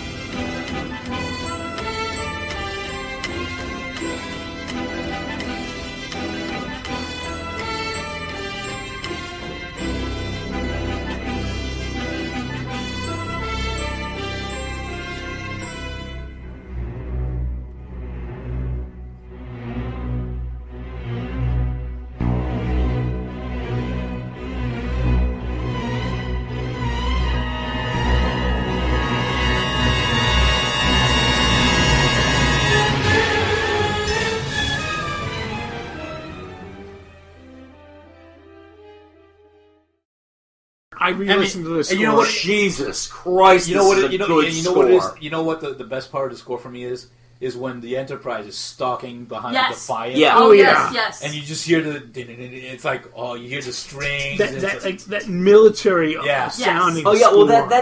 that stuff that came back. Horner brought that stuff back for Aliens. yeah. Yep. Like just the mallet on the metal, that ding ding ding ding, just during that Yep. thing in the nebula. But it builds up to the actual. Then all of a sudden you start hearing the score Yeah. build in over that. It builds up- right before they fire their torpedoes. It's Yeah. like, yes. Oh yeah. It builds it up. It builds it up. It builds it up. Then it explodes, and you just jump.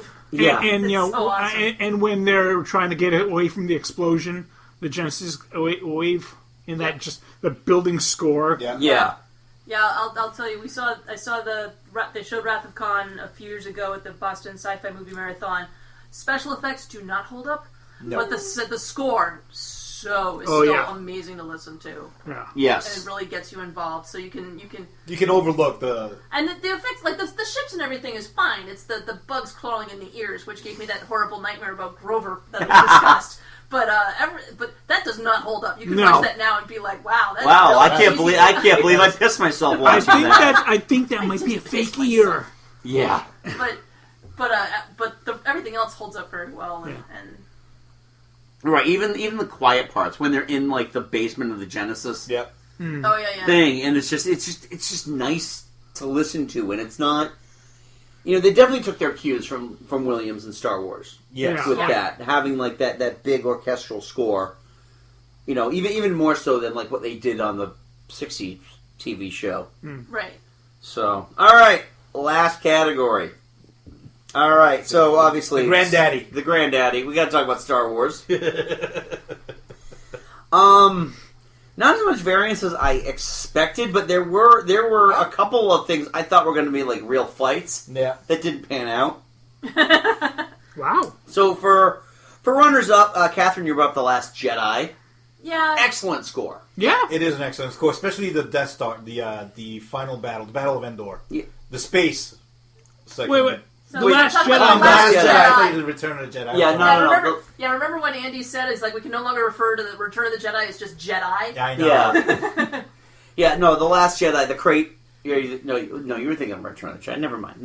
No, but actually, the Last Jedi. I mean, the crate scene, the Yeah. crate battle was stupendous. Especially when the Falcon comes in, you're like, yes. Oh yeah, and when it starts flying through like the crystal caverns, and you know, Finn's like, man, he hates that ship. Also, the fight, Kylo and Rey versus the Praetorian Guards. Oh, it's Yeah. great because you got that still, Yeah. that freeze frame, Yep. and all of a sudden it is a slow motion. All of a sudden, bang! The music just explodes. Yeah. Yeah. Oh, Oh, I'm sorry, Jack Holes. Did you not get a lightsaber duel in your movie? yeah. All right, moving Assholes. on. All right, Come on, anyway, let's move.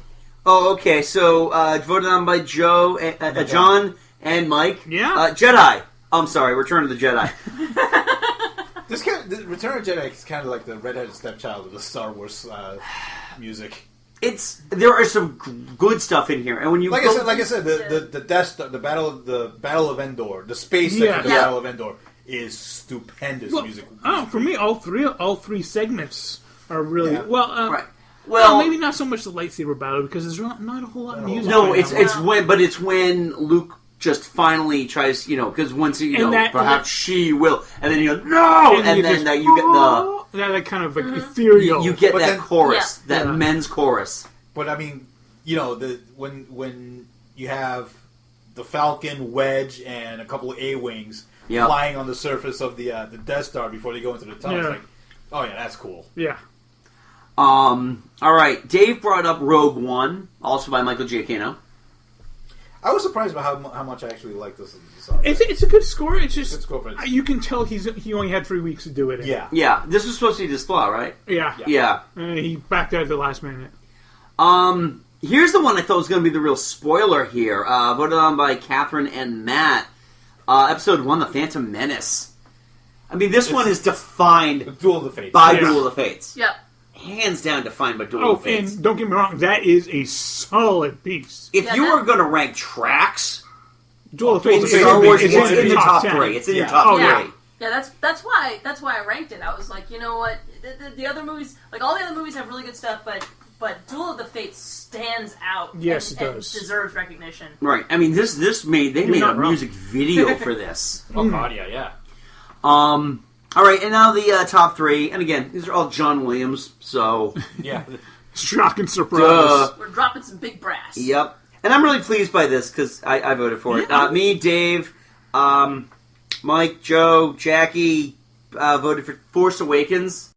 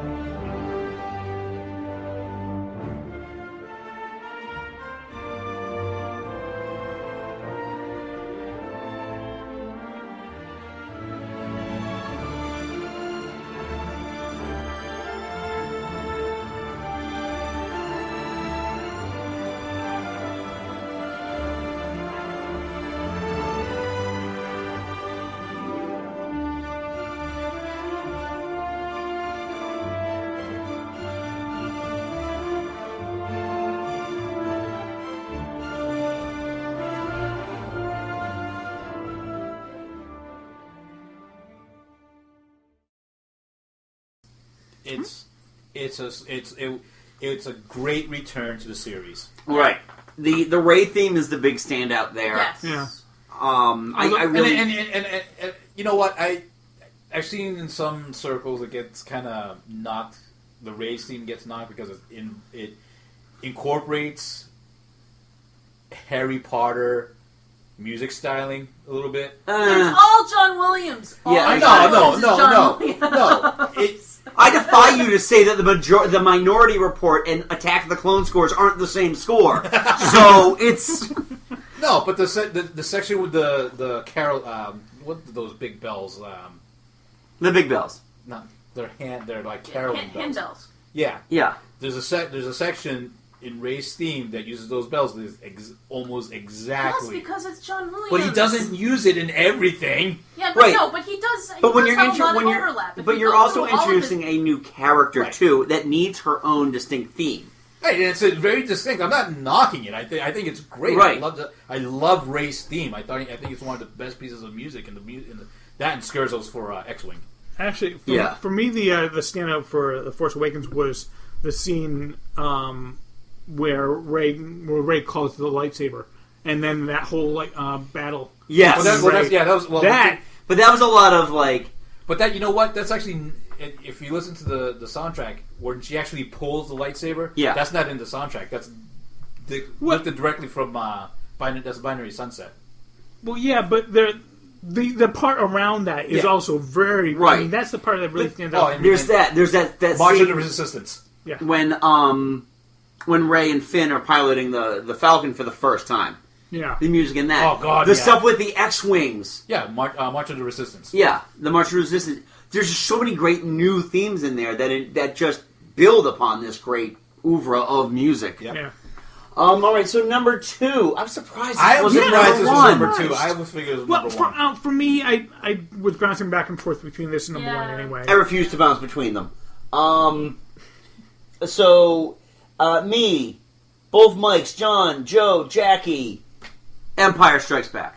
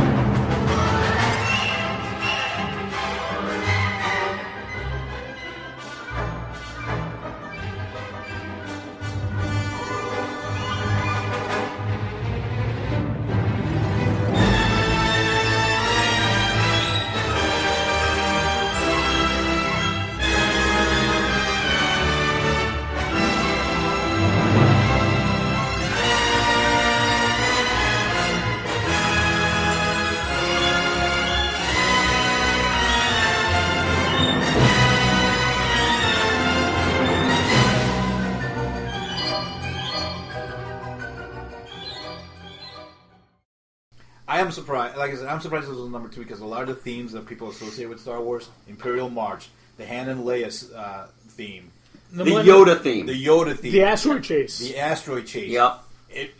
What a lot of people associate with Star Wars came from Empire Strikes Back. And one thing that this movie does, we talked a lot earlier about like the Harry Potter and the Lord of the Rings having these things where the first movie sets the musical tone and sets the musical themes. When you go back, and we're going to talk about this obviously in just a minute.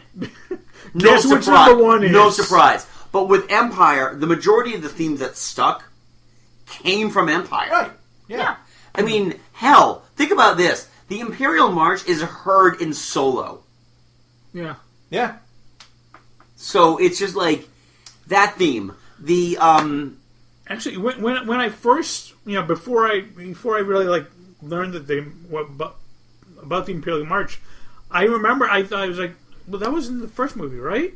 Nope. It wasn't in the Yep. first. It took me ages to realize that wasn't in the original movie. When I first heard like the first isolated Empire Strikes Back soundtrack, it was this compilation from Sony Classical, and Sony.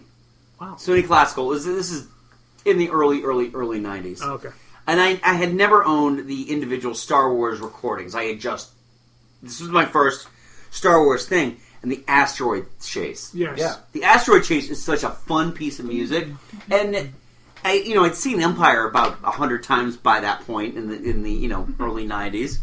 But it was just like you just listen to it and it just, there's the beats. Yep. There are the beats. That's what's happening here. That's what's happening there. And it's just so good.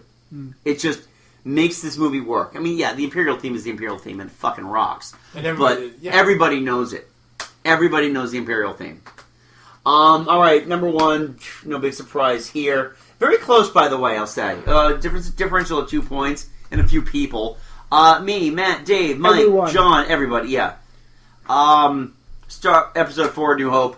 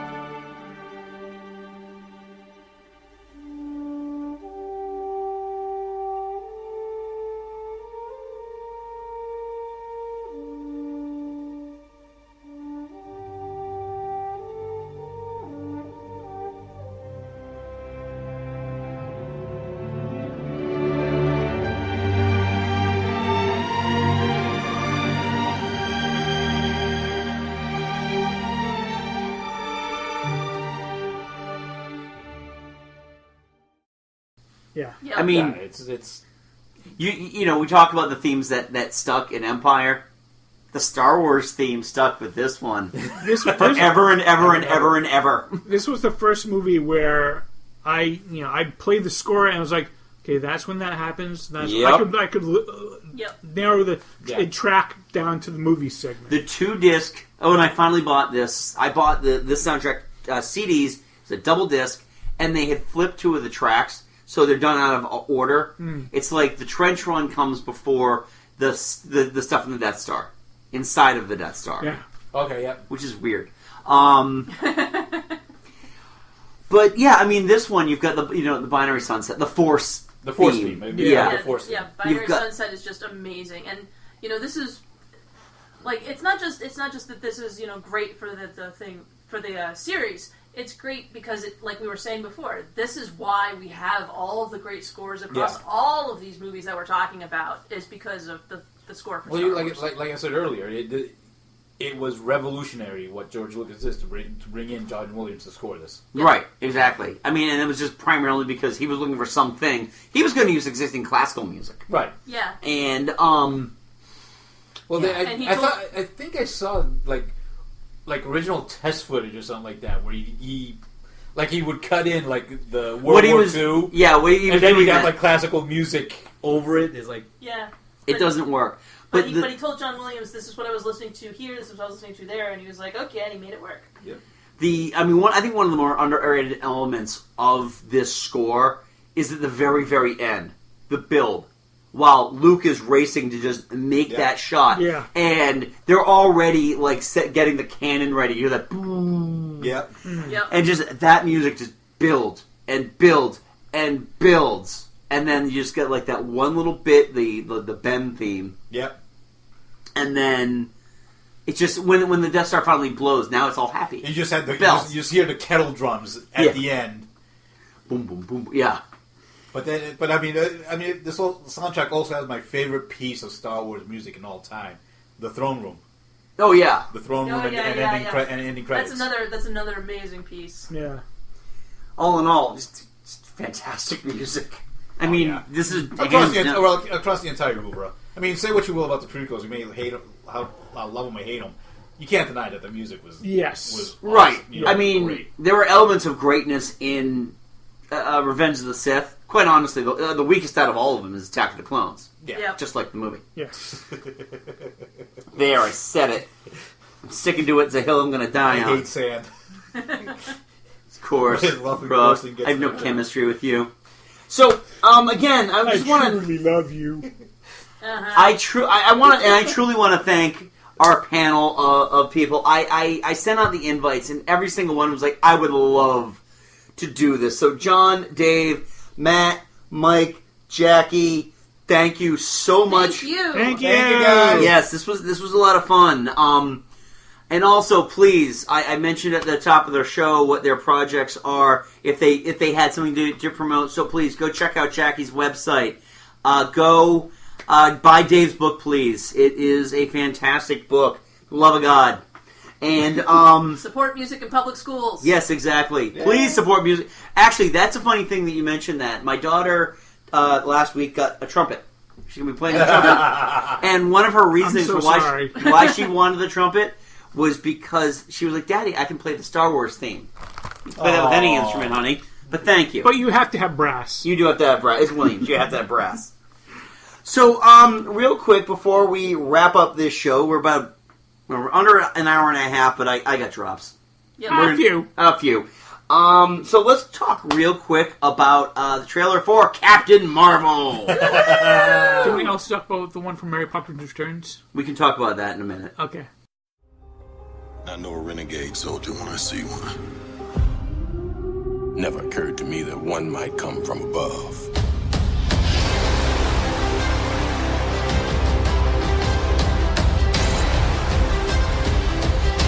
Space invasion, big car chase. Truth be told, I was ready to hang it up till I met you today. So you're not from around here? It's hard to explain.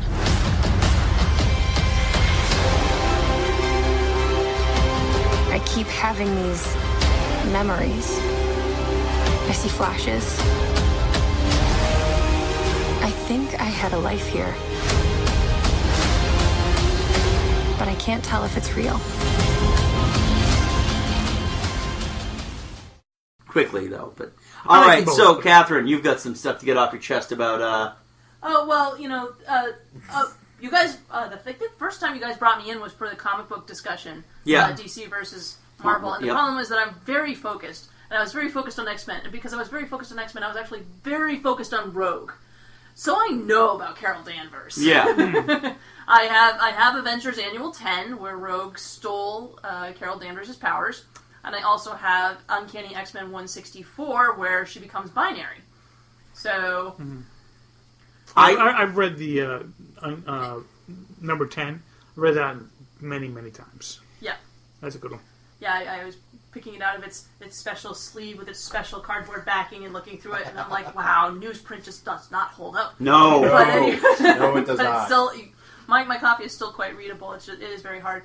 But also playing the Avengers Alliance video game on the PlayStation. Yeah, the Ultimate Alliance, yes. That, yes. Ooh, once you get her in a binary suit, you just kick all the ass. Yes. And that's the thing I loved about that game was like you go from being Ms. Marvel to binary to Captain Marvel.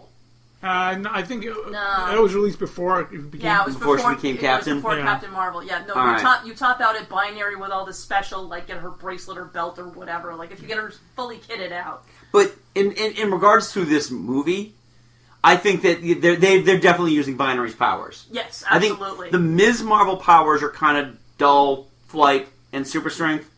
But and nine vulnerability also. Right, 9 vulnerability, yes. Which you do see when she crashes through a blockbuster. Yep. Yeah, I think she 90s everyone. Binary can also fly, and I'm sure she's got some kind of power, damage resistance. But this character, the Captain Marvel, they're giving us super strength in the movie. Yes, they're giving her all that. They're giving her the Binary powers, which I think is fantastic. Without having to explain the whole Brood X-Men thing, because when they were filming, that deal hadn't been closed yet. Yep.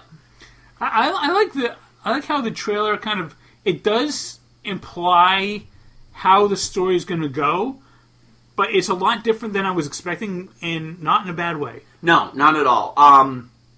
I brought this up, and this is actually something I stole from Bob Chipman's Twitter feed. If you watch the trailer, and around the 1 minute 28 second part of the trailer, it goes from her to hero. Yeah. And watch her become a hero, and they just kind of transition that. They add the O. That's an awesome bit. That is an awesome bit. And Bob Chipman was like, I sincerely hope that anybody sitting in the marketing room for Wonder Woman gets their ass kicked. They're not coming up with this first. I gotta say, another moment I loved from that trailer was that final shot where it shows like the young Carol, all the older, and just always getting up. Just that was yep. that was an awesome really good. Moment. This is going to be, I mean, honestly, and I know Wonder Woman came first, and Wonder Woman is a great movie. Don't get me wrong, but this is going to when this movie comes out, barring any catastrophe, this is going to be the movie Wonder Woman wishes it was. Yep. Yeah, I really truly. It's going to overshadow. I think I agree. I agree, and this one is so. Oh my God! So many little girls are going to have that star, T-shirt and all that. Yeah, I think it's going to be amazing. And part of it is also because Captain Marvel's suit isn't over sexual, and I'm not saying that Wonder Woman's suit is. I mean, uniform is. It's less sexualized than the original costume. Right, exactly. It doesn't exactly look like a bustier, but right, and it's But Captain Marvel's suit not like is the Greeks very. wore a lot of clothes, right? Even the men, so right. It's okay. But no, you're right about Captain Marvel's suit. It's not, tight. It's not tight ass, huge tits. It's a modern suit. Yeah. Plus, they armored it up, so it actually looks like it's functional. Right. I really, this movie is going to be great, and I'm happy they didn't give away too much with the Skrulls. Yeah. Because we just got a brief shot, and then she punches an old woman. An old lady. We assume it's a Skrull. Yeah. I really those of us who know comic books and know the history of the Kree-Skrull War, we know. Yeah. Right, but I mean, I'm just hoping come February after this movie comes out that people aren't like, well, half the Avengers are Skrulls, so it's like, shut up. Shut up. Shut up. This is not Secret Wars. Right. Yeah. So another trailer Mike wanted to talk about. Yeah, Mary Poppins Returns. Oh man, I can't watch this and not cry. Yeah, I know. Same thing here. I mean, it does what I was wondering if it could possibly do, and it recaptures some of the magic from the original. I was blowing the kite and I got caught on a nanny. Mary. Poppins, you came back. You seem hardly to have aged at all. Really? One never discusses a woman's age, Michael. Would have hoped I taught you better.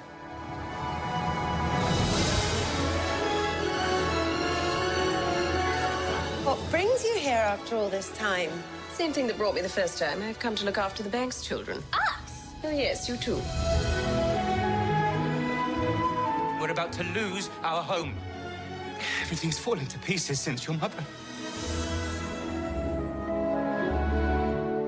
I miss Mother. Nothing's gone forever, only out of place. It's a good thing you come along when you did, Mary Poppins. Have you guys seen the trailer for this yet? No. It uses 2D animation. Oh, really? Oh, yeah. They're actually when they go into there. I mean, there is definitely some 3D elements to that animation, but It just looks like it's gonna be another one of those emotional roller coasters. Yeah. No, I'm assuming none of us saw Christopher Robin. No. 1 and 2 never got around to it, but that's what Showbox is for. Yeah, I think it's gonna be a lot of fun. Yeah. And I mean, hey, you've got Lin-Manuel Miranda writing the songs for it. Oh God, Emily Blunt, who apparently can really sing, because we only get one line of her song, but she sings it, and she sings the hell out of it. No, she does. And then Rob Marshall directed Chicago. Yeah. Right. Oh, so yeah. He also directed Into the Woods. I think he'll do fine. Yeah. So, yes, there's that. And then it just came out today. I don't think anyone's really seen at all the Wreck-It Ralph 2 final trailer. I'm not watching it. I won't watch it. I'm at this point right now, they need to stop showing trailers because it's like everyone's all hyped up and, wet for this movie to begin with. Let's just let it happen. Yeah, let it happen naturally. I'm not going to watch any more because I'm already ready for this movie big time. Me too. Yeah. So anyway, next episode, we are going to be talking about the current crop of board and card games. There's kind of been a nice little market for this in the last decade. Niche market, yeah. It's definitely a niche market. It's been building for a while. Settlers of Catan came out 20 years ago. 20 years ago, but these are based on, games that people came up with in their homes that got crowdfunded and just word of mouth type of games. And I know, Catherine, you and your husband love a lot of... Yeah, we love the cool board games and the new board games. Right. But there's also, you go to Target, you go to Barnes & Noble, you've got, the card games, like Cards Against Humanity. Yep. Unspeakable Words. Yep. What's the one that we were playing on New Year's? What was that meme? It's like a... There's a meme game, yeah. I was so sad that I got so sick on New Year's and I couldn't come over. I had my games picked out that I was the Cyanide and Happiness game. Oh, Cyanide and Happiness is awesome. Yeah. We'll have stories about that because. But yeah, so there's another card game illustrated by the Oatmeal. The Oatmeal, yes, the Oatmeal. Yeah. Oh yeah, Exploding Kittens. Not Exploding Kittens. Is it? Babies and Bears. Yeah. Bears and Babies. Another one. What? Another one. The actual Oatmeal, the little circle-headed guys. Oh, Jesus. Isn't there a card game with unicorns? I'm sure there is. It's KCD. Perhaps. No, it's the Oatmeal, XKCD. Anyway, if you've got a favorite game that you like to play at parties, New Year's, just getting around with your friends, getting drunk and playing games. King of Tokyo. There you go. You can email us at geeksaladradio@gmail.com. You can also drop us a line on our Twitter feed, which is at Geek Salad Radio. Follow us on Facebook at Geek Salad Podcast. And check out the show and all of its archives at our website, geeksalad.podbean.com. Check us out at Stitcher. Check us out at iTunes. Check us out at Google Music. Check us out on Spotify. God damn it, we're everywhere. Woo! Woo! So until next time, I'm Andy. I'm Mike. I'm Joe. I'm Catherine. Go forth and be nerdful. Talk to you later.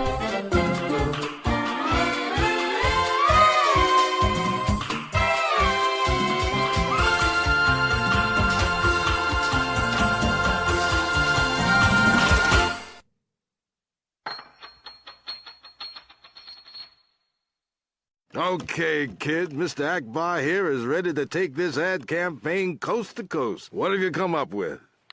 Akbar's fish sticks from the sea, they cook so tender and flaky. Whip some up for you and me. To pass them up is a big mistakey, yeah. Big mistakey? It's a no, guys. I think it works better as an instrumental anyway.